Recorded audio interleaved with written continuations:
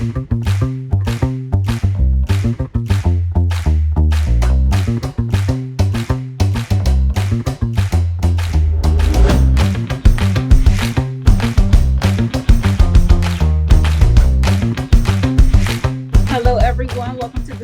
Talk. My name is Tiara. I'm Tiffany.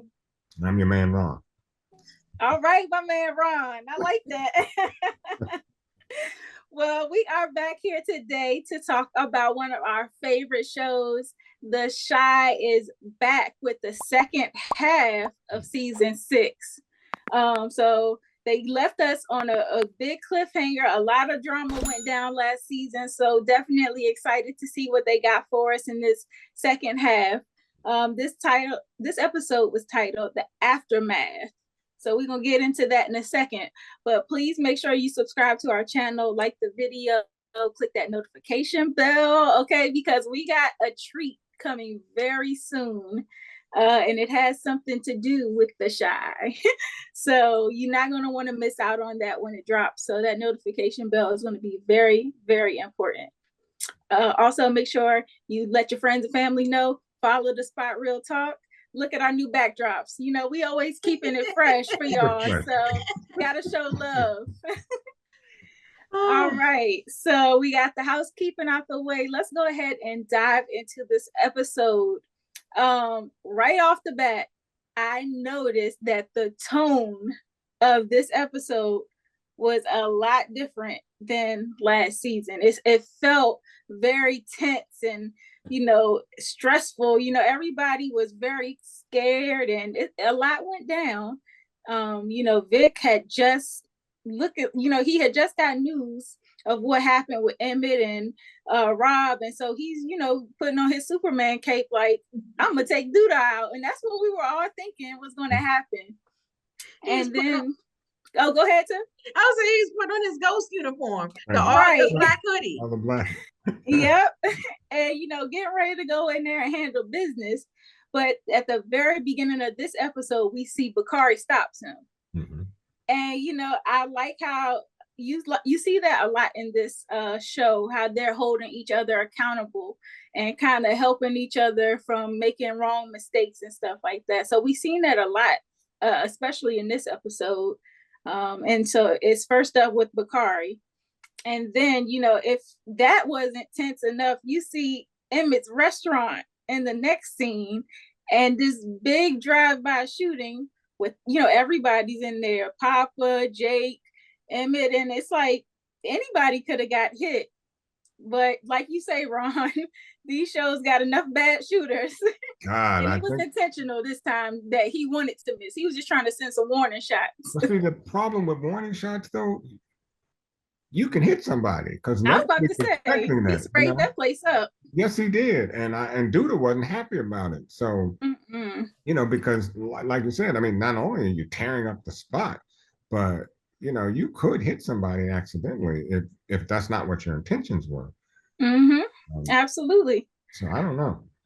And when it comes down to it, Douda's about his money too. So he like, wait a minute, don't shoot up my spot. That's my money. Right. Right. And now he really does have to be worried about the image of the business to the public. Ain't nobody gonna want to go out and dine in a place that just got shot up and that has that kind of reputation. So I'm not mad at him for being upset. But you know, like right after that shakes everybody up. Of course, Emmett is going home to Kiesha and she's like, I'm scared for our lives. Like, what are you doing? You know, how do you think that you're out here trying to protect the family? And these are the kind of decisions that you're making. Like, you can't take it lightly that you tried to kill somebody. You got to know they coming back at you. So let me ask you all, you women, should Kiesha have a stronger hand with this? Because while she's freaking out, she also bears some responsibility as to where they are. You know, she can't, I don't think she can let Emmett run amok. She's got to rein him in. She's trying. First off, she told him originally not to accept stuff with Douda. She expressed all her concerns about accepting stuff from Douda. Right. You know, I don't get too much away because I raised the question about that. You know, about why going to business with Douda? You know, Right. knowing the history with Brandon. Brandon was Emmett's partner. Right. So he seems to want to sell his soul to Douda every single time, every single chance he gets. And if I'm not jumping the gun too soon here, no, speak on it. Emmett going down to talk to Douda was about the dumbest thing. I'm trying to now look. If I can give you an S for Bravo, you know that an S, and well, Bravo don't begin with an S, but you know what I'm talking about. It's the Superman sign. But I'm like, okay, what do you expect Douda to do? I think that, Darnell got into his head when he was saying you have to prove to him that you're worth more alive than you are dead. And so Emmett goes and talks to all of Douda's men and whatnot. He's trying to plant seeds in their head. They're like, hey, I know you want to be on top. As long as Douda is alive, there's no way you can have that number one spot. So I think Emmett is really he's buying himself some time because I think he's counting on somebody else taking him out first. Well, it didn't work with Rob. So, at some point, you just gotta, I don't know, cut your losses in a sense.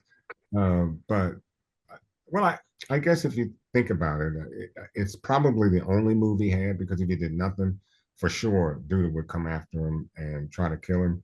So I think the pledge he made with Douda might have been the only pledge he could make. We'll see. But, in theory, anybody could run that, that restaurant. I was thinking that in real life, I don't think he would have made it. Would have made it out, no. I don't think he would have made it out and stuff. But I do appreciate his moxie for going to talk to him and stuff and everything. And Douda does need a face, and nobody else is ready to step into those shoes. I mean, Papa's doing a good job. He's too young now, so yeah. Yeah, and also I'm thinking about Douda and like, why would he give Emmett this task, knowing that Emmett has a history of not living up to his obligations? So, if you really want Alicia gone, you're gonna send Emmett to do it. Right. I mean, you got all of these other underlings that you could have easily got to do it in no time. Well, because he knows he can't. I'm sorry. Go ahead, Tim. No, I'm sorry. I'm gonna say because he knows he can't do it. Right. He didn't even succeed in taking Douda out. So right. You can't trust him to take Alicia out. So it's a lose-lose situation for him. It is. And I think, and also it's the ultimate test to see if Emmett is ready to do its bidding. Although, like you said, if you can't take out Douda and he was right in front of you, I don't know what you can do with Alicia, and she can be just as deadly. So look, and look, they're gunning for each other now because Alicia asked Bianca a favor regarding Douda. So I guess Alicia's getting Bianca to do her dirty work, and Douda's getting Emmett to do his dirty work, and they both gunning for each other. My next question is go ahead, Tiff. Go ahead. What's your question? I was gonna say the next thing is, where does it leave Rob and Emmett? Because that's Rob's mother. Yeah. Exactly. And that's why Douda is probably counting on the fact that he won't be able to do it. Because here his full brain plan to get rid of Douda got Rob shot. Yep. So then you gonna take out Rob's mom? Like he knows that Emmett is not about that life. It's not gonna work. And if he fails, what does Douda do? Does Douda take him out because he failed? Yeah. Yes, that's what I'm saying. He's set up to fail. This is a lose-lose situation. He doesn't think he's going to do it, and I wouldn't trust Douda anyway. You can't trust his word. He probably would take Emmett out anyway, because it kills two birds with one stone. He gets rid of Alicia, because for some reason I feel like he's scared of Alicia. He should. I think so. Douda acts like he's scared of Alicia, so he don't want to be the one to pull the trigger. He's trying to get what's it called to do it, and he would probably still kill Emmett. And number two, I don't think she's trying to rely on Bianca. I don't think Douda trusts Bianca as much as Alicia may think. Yeah. And the other thing is Douda's wording was interesting because at first he said, a life for a life. But then he switched up his word. Well, I don't know if it was intentional or not, but he said, make her disappear. And so to Emmett, that could mean I don't necessarily have to kill her. Maybe I could just get her to go away, which I think he might try to pursue that avenue, given that that is his friend's mother, But she ain't And going even nowhere. if it wasn't his friend's mother, he ain't about that life, like you said. Right. And Alicia ain't going nowhere. You know, particularly now that Rob is hurt, and she don't trust Tiff to take care of her son at all. So I don't think she's going She was anywhere. very judgmental with that situation with Emmett, Tiff, and with Kiesha, talking about what kind of ghetto know. bunch is this? When I was watching, and I said, she think it ghetto, and then soon as I said it, she said it out her own mouth. And I said, that's the issue. She think they ghetto. And they are. That was some ghetto stuff. It was a ghetto happening. It was something. Yeah. It was funny. I was glad to survive, but I better watch his neck because they already just sent, Nook after him in the hospital. So they're going to probably continue to be on the lookout for Rob. I think that they think, Rob was trying to avenge himself, avenge his uncle. And so I don't believe that they'll think it'll stop there, And Rob also has to be mindful that of the situation. I don't know if he's aware of the situation with Douda and his mom and the fact that they do have this feud going, but that's all the more so for him to be on the swivel, against potential threats to his life. The next thing I was going to mention too is Bari, because I'm very scared for Bari now that we find out that his sister was only in town because Douda paid her $30,000 to spy on him. Yeah. I was like, whoa, now that is twist. Wow. Yeah, it is. And, it was interesting because we were like, a sister, it was surprising to us last season the beginning of this season that we learned that Bari had this sister and that they got split up and separated. But the fact that she was paid to come back around, it adds a layer to her character. And it's something that you wouldn't necessarily would think a sister who lost her brother would be capable of doing, given how they grew up. They both came from the struggle. And I understand that money is alluring to some people, but what did Bari ever do to you? Like, why would you betray somebody like that? So it was just very interesting to find out that little piece of the puzzle. Yeah, because the other thing too is whatever Douda had planned for her to do, and she doesn't do it, they both might be in trouble. Douda have a second thought of taking them both out. So it's I guess it'll be interesting to find out if in fact that unfolds, what her actual, plan. That's true. Yeah. Yeah. And I thought it was a huge mistake for Jake this episode as well to accept the money from old boy on Douda's team, because at first I thought maybe Jake didn't know who he was associated with. But when he had that conversation later on with Vic, he was fully aware whose crew he was down with. And he's seen it as an investment. And Vic was like, nah, like, you got to know when somebody is giving you an investment, they going to ask for something in return. Always. Ain't nothing. Especially anybody associated with Douda. Yeah. And the thing is, I'm just like, they're making the same mistakes. They keep accepting these ties. Like, Emmett just made the same mistake with Douda, and you see the situation he's in, and then all of their lives are intertwined. So Jake sees it too, and you still accept money from Douda. Yeah, it's nuts.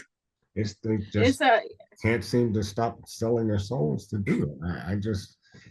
It's interesting to me how nobody seemed to be able to break away from his wrath. I don't know. Yeah, and Douda allowed, especially with Jake, because Douda allowed Reg to get killed. Exactly. So, yeah, all the more reason why you shouldn't be taking money. Right. Like, that's your brother. He's responsible for your brother's death, and you knowingly accept money from somebody associated with him.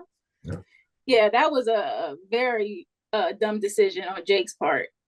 And you know, they have those men's groups. You know, you see how the men's group came together, and Bakari is kind of talking about how he wants out of the life. He even expressed as much to Papa and everything, and how Douda has this hold on him that he can't seem to break away from. And then like you hear that, and it's like they've been expressing this ever since they started the men's group. Every single person in that men's group has an issue with Douda, and you still decide to get mixed up with him, Jake. I am gonna have to put him on the hands list. I'm sorry. Oh, absolutely. You talking about who? Douda and Jake. Oh yeah, Jake too. Yeah, that was a bad decision. Emmett as well, because he Emmett keeps putting his family, Kiesha and the baby, or babies, in harm's way. I mean, it's just a matter of time, you know, and that's why I say I don't know, should Kiesha just say, hey, look, if you can't get this done, I'm out. I'm done. I'm gone. Because I would. And it's not just Kiesha and the babies who's in harm's way. It's also Emmett's mom and dad.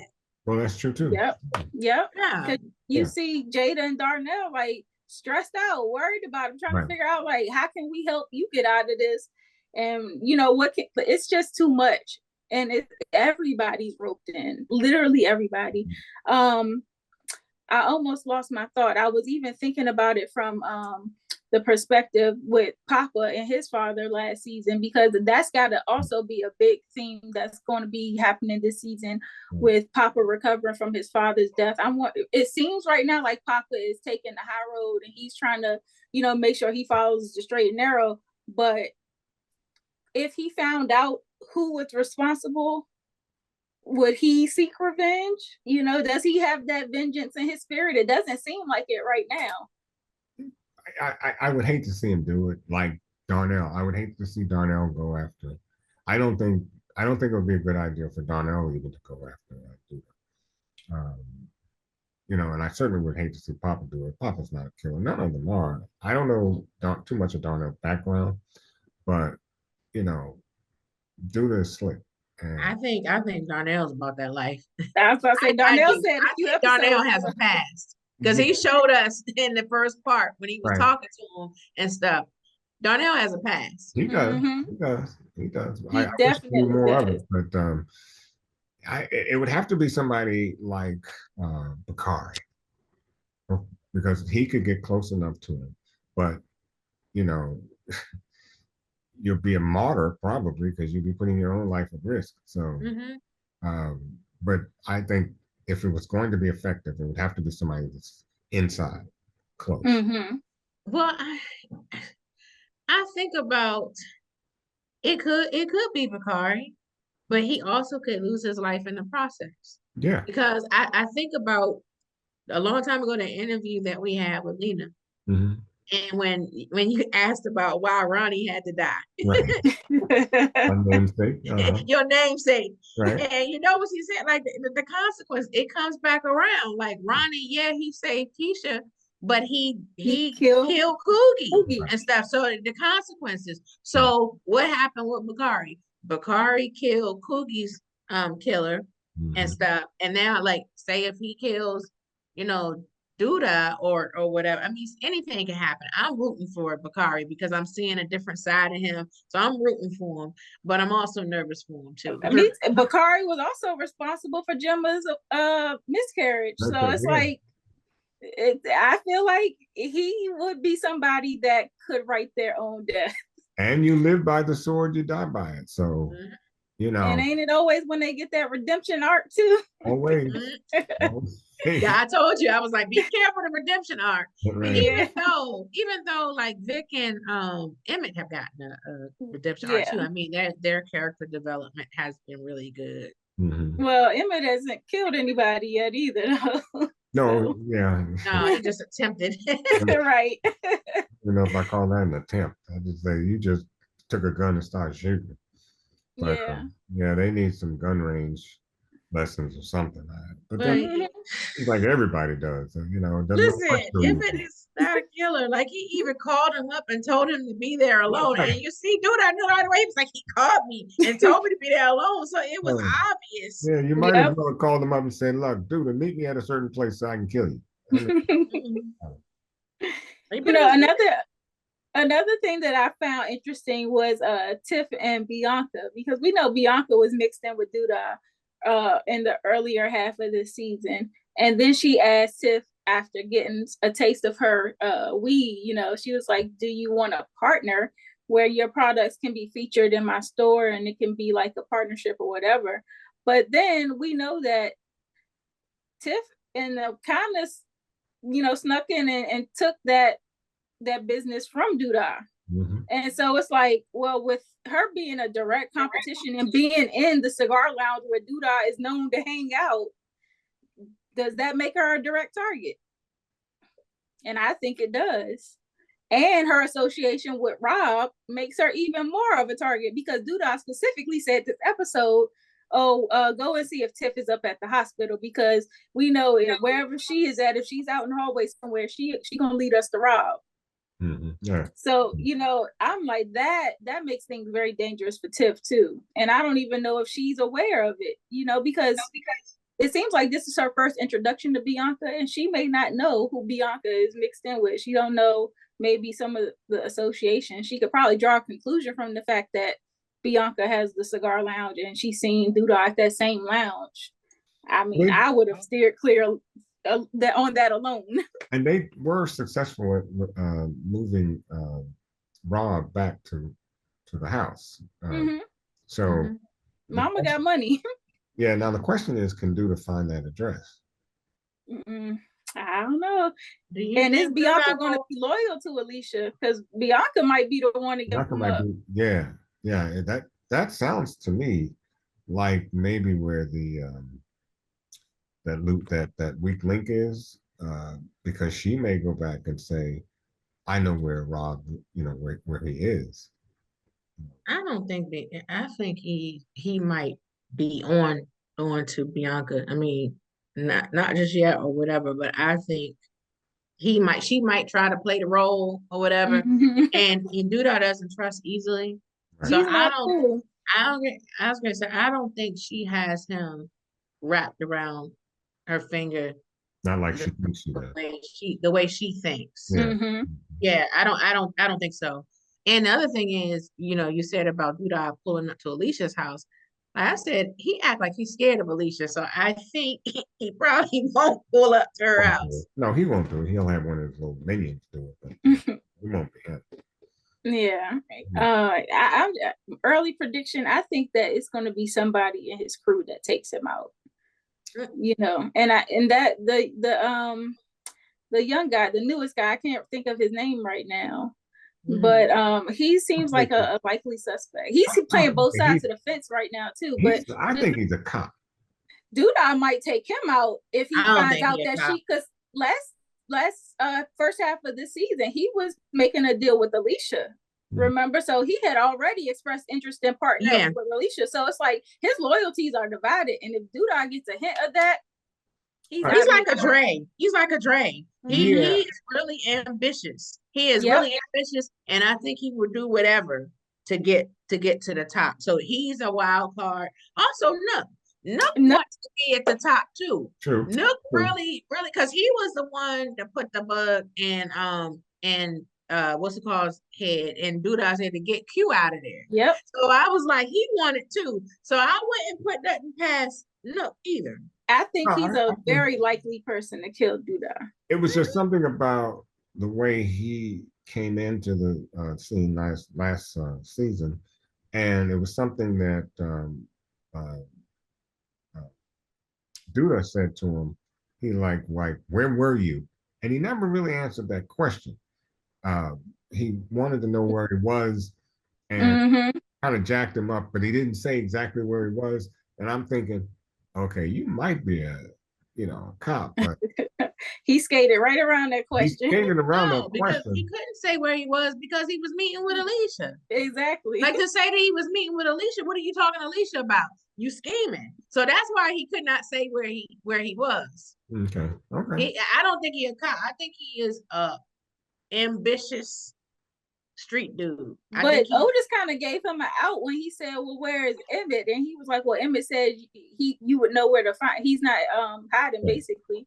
Right. So I was like, Otis kind of let him out of that question too. Maybe Otis already knows the answer. True. So that was interesting to me as well. Now when we go back to some of the situations with Gemma and what's her name, Brittany, who is Bakari's sister. Right. It seems like last season, or I keep saying last season, I keep forgetting it's the first half of this season. Right. So in the past episode, we seen that there was this feud between Brittany and Maisha because Gemma was basically choosing sides and saying that she was going to basically support Brittany more. We seen Brittany give her that big $10,000 advance and all of that, which we now know where the money came from. Yep. But I thought it was the song that they were recording was hot. Like I was over there bopping to it, and then I was like, okay, maybe there's a chance that they could, get along and work well on this new partnership together.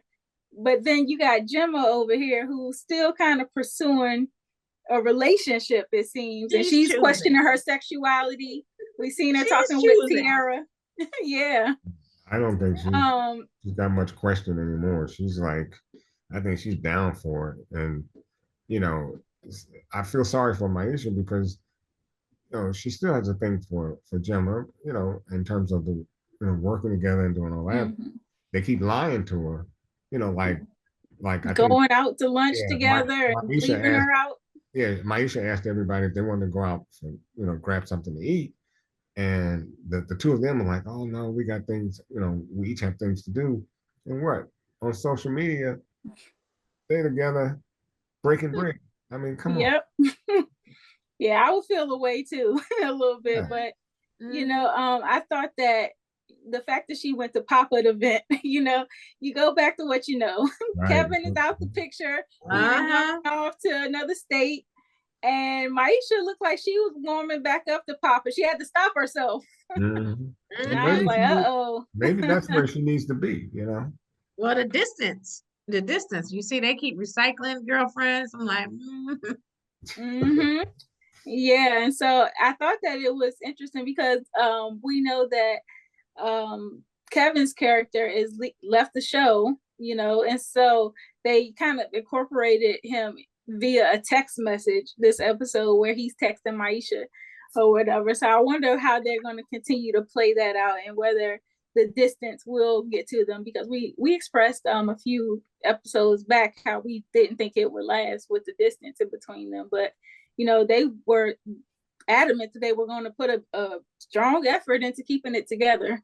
But I don't know, Papa sneak right back up in that joint, and it's familiar, so I think it would be easy for her to fall back in with him. And also, out of sight, out of mind. I was going to say that. So yep. Yeah. It was also interesting to see Tracy speaking. What's her name? Why am I losing names right now? Shad's girl. Deja. Deja, yes. She was expressing what we all knew. She finally said how she felt. She was like, I finally lowered my standards, and this is what happens. See, right there. I was like, ooh. Exactly. Right there. She said that, I was like, ooh. Yep, she said the quiet part out loud. Yeah, that's it right there. Yeah, so I was like, I wonder if we see some more Shad this the second half of the season, because we didn't see him at all this episode. He wasn't even in the men's group or anything. Right. So we'll see him. Yeah, I was about to say, I hope he's still a part of this season because I really loved his character. Mm-hmm. But I just thought that was funny that she actually said that, because I think we all were thinking that's how she felt anyway. Mm-hmm. Mm-hmm. So the breakup between Dre and Nina, yeah. Now we have wondered about that too, because I still think Nina got some nerve. Nina after does what have he did. Nina does have a lot of nerve. She does. No, I said this was Nina's fault because she cheated first and opened the door for Dre. And then I also thought I was like, Dre is filming Force too. So Right. Yep. Well, that's true. Mm-hmm. But you know, I don't know. I think that Nina I think she's been a little unfair because of course Dre expressed that she still has feelings for her ex, but she hasn't necessarily crossed the line all the way yet. You know, she's just being a little bit flirtatious, maybe spending too much time. She said that she was still in love with her. I thought it was. Yeah. No. See, that's why she was crying. Keisha said she asked her that, but she's still in love with her, and Dre said yes. So she confirmed. So that's a big thing. It wasn't just flirting, because that's what we thought at first. But she confirmed. That's why they broke up. She confirmed that she was still in love with the woman.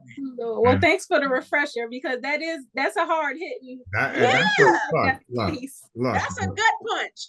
That when a woman says she's in love with somebody else, she's a dumb thing. You know, you can pretty much forget that. You know, just like our other program, you know, the other show we do, BMF, and Lucille being in love with Dr. Reese. Dr. Feelgood. Dr. Feelgood. But they broke up for a reason. I mean, she left Dre heartbroken. And so, you know, you can love, I think Dre is one of those helpless romantics. You know, you can be in love with the idea of a person and the good parts of that person and ignore the bad parts. And it's like that grass is greener syndrome. Like I said, like sometimes you think like, oh, well, Nina cheated on me, and here's my ex. And of course she left me, but she's available now. And maybe we can rekindle. And you start going down the rabbit hole of like the what ifs, the coulda, shoulda, wouldas. Right. And I don't know if Nina, I don't know if Dre is there, but I think that it's something that they can come back from if they really want it. Like, they are married. Right. We probably haven't seen the last of her, but I do think that you know, maybe this young lady was like the one that got away though. Yeah, it seems that she way. Didn't get it. She ran away. She ran right. Yeah, and that, you know, that flame never goes out, man. I'm telling you, you know, when it comes back home, you know, we're gonna have to see what happens with that one, because Dre is looking down and Nina is looking down and out right now, and Keisha's there comforting her, which is, you know, a good thing. But I don't know. I think they still got a chance to work it out if they put in the effort. I was thinking about Vic and Fatima as well, because Fatima threatened to leave Vic this episode if he kept it up with, you know, the killing. You know, he said, once a killer, always a killer. Like, you got it in you. And I was like, that ain't something she's trying to hear right now. I don't think he realizes how much he has to lose, though. Not to mention a lot. But the council position, you know, there's a lot he has to lose. And I don't think he's thinking like I'm nervous for him. I'm nervous for him that he might end up in the bang. Yeah. And I'm nervous for Emmett of whether he might whether he'll make it out of the season or not. Yeah. But then again, maybe he will. Maybe he's the red herring, and maybe it'll be somebody else like Tiff. Maybe. And you know, let's not forget that in the first half of the season, Vic had, you know, his advisor real up in his business. You know, he knows a lot about that situation that went down with Q. And we were wondering about his loyalties because he was pillow talking to his boo. You know, and we were like, oh man. And you know, of course, his boo is the realtor for Douda. Right. So it's like everybody's entangled, and I don't know where that guy's loyalty is. So I'm worried for Vic again, like you said.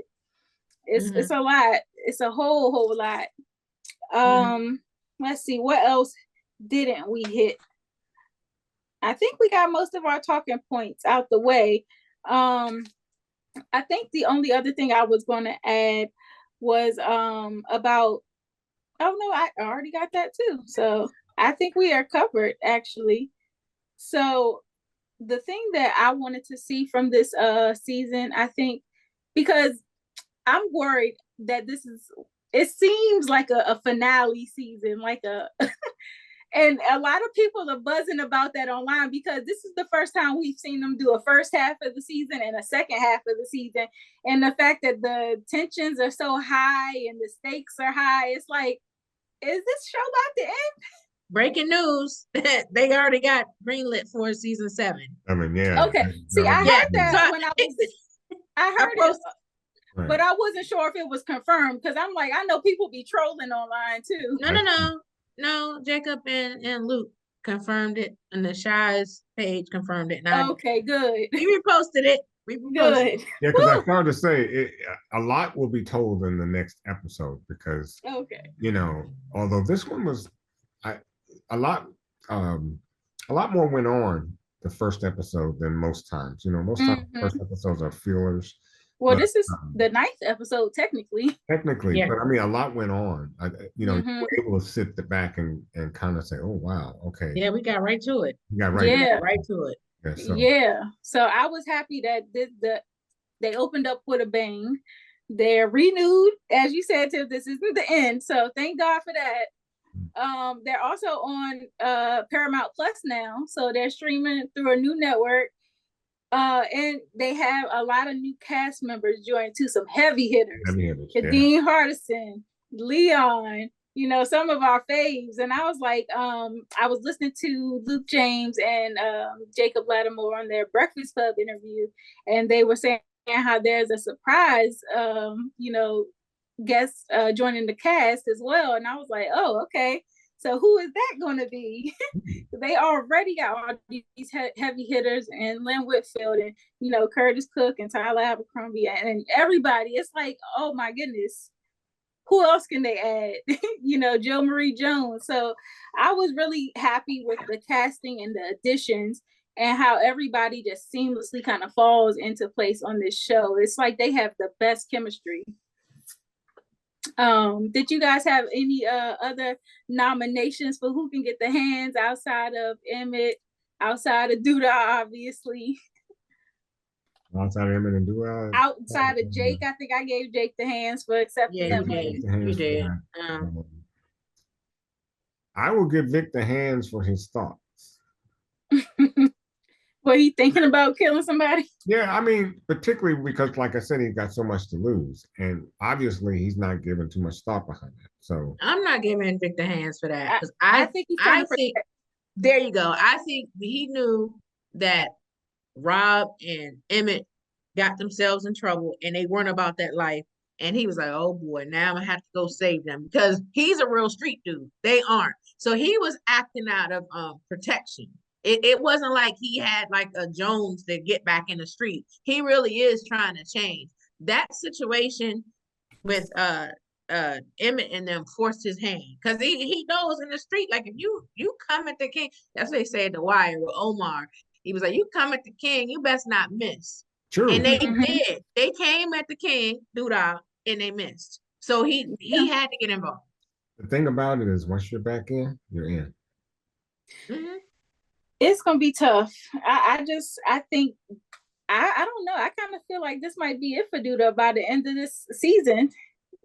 How long can they drag this, or how can Douda redeem himself in the eyes of the community? I don't think that there's a way for his character to redeem himself other than getting taken out. But he doesn't get his hands dirty, so it's really not. You really don't have a lot to pin on it. I don't know if you can set him up. You might be able to set him up, but he has a lot of minions to do whatever he wants to. I don't know, but he did. He got his hands dirty with Q. Well, he did, and I think the fans were already sniffing around the first part. So I don't think the fans are going away. And that's why I'm nervous for Vic, because he helped him get rid of the body. And right. And feds, they find DNA, forensics, whatever, anything that ties you to it. I think that could be an issue for Douda. It could be an issue for Vic. There's got to be a way they can spin that. And on top of that, Douda's men are not loyal. So, anybody could give him up at this point. Do you guys have nominations for the game ball? I think the game ball could probably go. Kari, I'll give him the game ball. Well, why do you say Bakari? Huh? Why do you say Bakari? Well, he wasn't he the was it who was the one that talked Vic out of doing that? That was Bakari. He told him. And okay. That's why I give him that game ball. Okay. Mm-hmm. All right. Yeah, that's a good one. Dang, and I don't want to give it to Emmett because he has good intentions, but he just don't have the methods to execute. So it's like, nah, I can't give it to you, bro. I can't give it to you off of intent. Yeah, because he created this mess. So nah, he can't get the game ball. Mm-mm. Yeah, but, I guess Bakari. Bakari can get it. Makes sense. Yeah. Alicia it's her son. You would obviously expect she'd do what she could for him, but she did devise the plan to move him out of the hospital some kind of way and get him home. Oh, that's true too. That's true. She came through and stuff, and she made it known to Tiff she still can't stand her. They're just working together to keep Rob alive. It's very interesting to me though how she's kind of turned into this mama bear, and she's in like protect mode, like blocking people off from him. But she talks so dirty to him early in the season. And like in the last season or episode, however you want to look at it, wasn't she the one trying to convince Rob to kill Douda? Mm-hmm. Yeah, even if it meant that he was going to get caught in the line of fire. Yeah, so I don't know. Maybe I need to. She talked real crazy to him. Like no mother would ever probably talk to their kid like that. Like she talked to him like he was a dude off the streets. So that's why I was really shocked to see how she's just turned into such a protective, like shielding him off and trying to make sure that he has all the resources to survive and stuff. I get that it's her kid, but based on how she's treated him in the past, it's just like, oh, okay. Well, maybe this is what it took for her to step into mama bear mode. Maybe she just has layers because you see how cold-blooded Rocky is on what's it called, but when it comes down to Kanan, she gonna stand on business when it comes to Kanan. Yeah. But she does some terrible things with Kanan too, and manipulative and everything else. But she is gonna stand on business when it comes to Kanan. Okay. She wouldn't put a gun in his hand and basically tell him to go kill somebody though, like Alicia. Ooh. Rock. So Rock didn't ask Kanan to kill his own father in the very first season? Yeah, okay. I digress. I forgot. Okay. I digress. Okay. I forgot that part. Yeah, okay. Yeah. Okay. I was going to say, remember, Rock is manipulative. Yeah, Rock put a gun in his backpack. So Alicia. That's what I said. Rock is a trip. Yeah. But if you hurt Kanan, she gonna stand on business to do what she gotta do to protect him. So Alicia and Rock are one in made cut from the same cloth, I should say. I guess I'll take my game ball back then. Oh man. Well, this was a really great discussion. I'm so glad that this show is back. Again, the way that they presented this episode was phenomenal. It was a lot of action and tense feelings right off the bat. They pulled us in. They know how to keep our attention. The writing is great. The acting is great. We really, really enjoyed this show. Right. So if you enjoyed this show as well, please drop down in the comment section and give us your thoughts on this episode, as well as any predictions you have for what could happen in the remainder of this season. Also, be sure to subscribe to our channel, like this video, and click that notification bell, because like I said, we got something up our sleeves and it'll be dropping very, very soon. So make sure you're cued in for that.